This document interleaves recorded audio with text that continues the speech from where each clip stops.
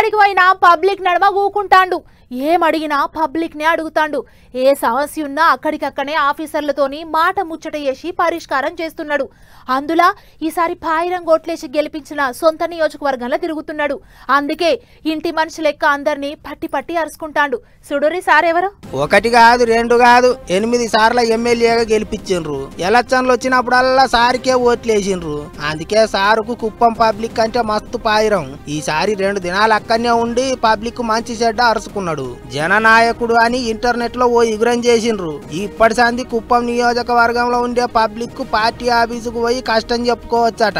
ఎవరన్నా లీడర్లో ఆఫీసర్లో తిప్పల పెడితే షికాయతులు చేయొచ్చట. ఎట్టెట్ట పని చేస్తుంది ఏం కథ చూపిర్రి అని పక్కకే ఊకొని అన్ని తీర్లా అడిగి తెలుసుకున్నాడు ముఖ్యమంత్రి. వచ్చిన పబ్లిక్ ను మాదలిచ్చిండు. ఎవరికేం తిప్పలొచ్చినా డైరెక్ట్ సీఎం సారికే మెసేజ్ పోతుందట. పబ్లిక్ కు ఏం ఆపతున్నా సారే చూసుకుంటాడట. నమ్మకంతో 8 సార్ల గెలిపించిండ్రు. మరి పబ్లిక్ కోసం గాయంత తిప్పల పడకపోతే ఎట్లా అన్నట్టు మాట్లాడిండు ముఖ్యమంత్రి.